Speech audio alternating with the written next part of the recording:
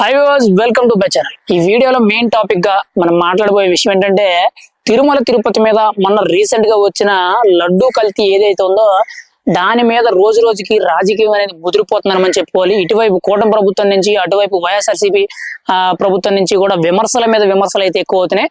అయితే రీసెంట్ గా తాజాగా కూడా ఇంకొక అవినీతి జరిగింది అనేటట్టయితే ఒక ఆరోపణ అయితే వస్తుంది. అది మెయిన్ గా చూసుకుంటే మెయిన్ గా తిరుమల దర్శనానికి ఏదైతే విఐపి దర్శనాలు ఏవైతే ఉన్నాయో ఆ టికెట్లని దాదాపుగా 3,75,000 పైచీలకు దర్శన టికెట్లు అనేవి అమ్ముకునేటట్లయితే గత ప్రభుత్వంలో మెయిన్ గా వైఎస్ఆర్సీపీ ప్రభుత్వం నుంచి ఉన్న చైర్మన్ మెయిన్ గా చూసుకుంటే వైవి సుబ్బారెడ్డి గాని తర్వాత చివరిలో చేసిన భూమా కరుణాకర్ రెడ్డి గాని వీళ్ళిద్దరూ కూడా ఏదైతే ఈ విఐపి దర్శన టికెట్లు అంటే స్వామివారిని దర్శించుకునే టికెట్లు ఏవైతే ఉన్నాయో దాదాపుగా 3,75,000 పైచీలకు దర్శన టికెట్లు అని చెప్పి అమ్ముకున్నారు అనేటట్టు కొన్ని తీవ్రమైన విమర్శలు అయితే వస్తున్నాయి. అంటే మెయిన్ గా చూసుకుంటే ఇందులో కూడా కొన్ని కోట్ల రూపాయల అవినీతి జరిగింది అనేటట్లయితే కొన్ని విమర్శలు అయితే వస్తున్నాయి. అంటే మేజర్ గా చూసుకుంటే లడ్డు ఒక్కటి విషయమే కాకుండా ప్రతి ఒక్క దాని మీద కూడా మొన్న కూడా మన కూటమి ప్రభుత్వం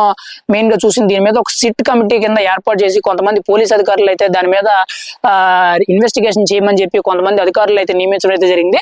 అయితే మెయిన్ గా చూసుకుంటే లడ్డు ఒక్క దాంట్లోనే కాదు ఇంకా చాలా వీటిల్లో కూడా అవినీతి జరిగింది. అందులో మెయిన్ గా ఈ దర్శన టికెట్లు కూడా ఉన్నాయి అనేటట్టు కొంతమంది చెప్తున్నారు.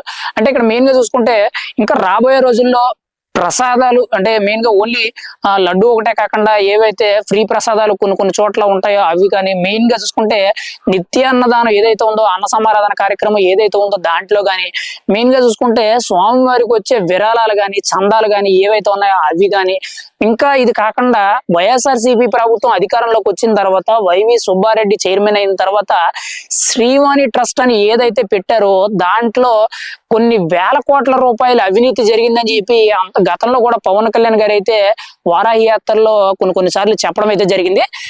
దాన్ని ఏదో విధంగా కవర్ చేయడానికి అయితే వైవి సుబ్బారెడ్డి కొన్నిసార్లు ప్రెస్ మీట్లు పెట్టి దాన్ని ఏదో విధంగా కవర్ చేయడం అయితే జరిగింది. కానీ మెయిన్ గా చూసుకుంటే అతిపెద్ద గోల్మాల్ ఏదైనా ఉంది అని అంటే అది తిరుమలలో అంటే శ్రీవాణి ట్రస్ట్ అండ్ లడ్డు వ్యవహారం అన్నదాన కార్యక్రమాలు దాంతో పాటు ఈ దర్శన టికెట్లు అనేటట్టయితే కొంత సమాచారం అయితే తెలుస్తుంది. కానీ రాబోయే రోజుల్లో ఇంకా అక్కడ ఏ దారుణాలు జరిగినాయి అనేటట్టయితే ఇంకా బయటకు వస్తాయి. ఎందుకంటే మన గతంలో కూడా వాళ్ళ అధికారంలో ఉన్నప్పుడు కూడా చాలా విమర్శలు అవుతున్నాయి. ఇంకా ఇవి సరిపోలేదు అన్నట్టు అన్ని మతస్థులు తీసుకొచ్చి టీటీడీలో అధికారుల కింద నియమించడం అంటే ఎవరైతే క్రిస్టియన్ మతస్థులు ఎవరైతే ఉన్నారో వాళ్ళందరినీ కూడా తిరుమల తిరుపతిలో పర్మనెంట్ ఉద్యోగాల పేరిట అంటే జగన్మోహన్ రెడ్డికి మెయిన్ గా కావాల్సింది క్రిస్టియన్ మతస్థులు అంటే ఎవరైతే ఎస్సీ ఎస్టీ బీసీలు దళితుల కింద చెప్పుకుంటారో వీళ్ళని ఉద్దేశించి జగన్మోహన్ రెడ్డి అయితే రాజకీయం చేస్తాడు కదా. అయితే వాళ్ళని తీసుకెళ్లి జగన్మోహన్ రెడ్డి టీటీడీలో గాని ఈ దేవాలయాల్లో వాళ్ళకి అధికారిక పోస్టులు అయితే ఇవ్వడం అయితే జరిగింది. అది చాలా రాంగ్. ఎందుకంటే ఏ మతానికి ఆ మతం గొప్పది.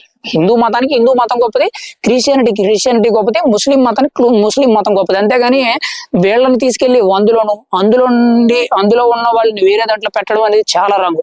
అయితే గతంలో చాలా విమర్శలు వచ్చినాయి. ఎందుకంటే టీటీడీలో కొంతమంది అన్య మతస్థులు పనిచేస్తున్నారు అన్నటువంటి కొన్ని విమర్శలు కూడా వచ్చినాయి. అది కూడా ఆ పోస్టులు కూడా డబ్బులకు అమ్ముకున్నారు ప్రతి ఒక్కరు కూడా. అంటే ఎవరైనా ఉద్యోగం అని వస్తే వాళ్ళకి డబ్బులు కానీ అమ్మేశారు అనేటట్టయితే కొన్ని తీవ్రమైన విమర్శలు అయితే వచ్చినాయి.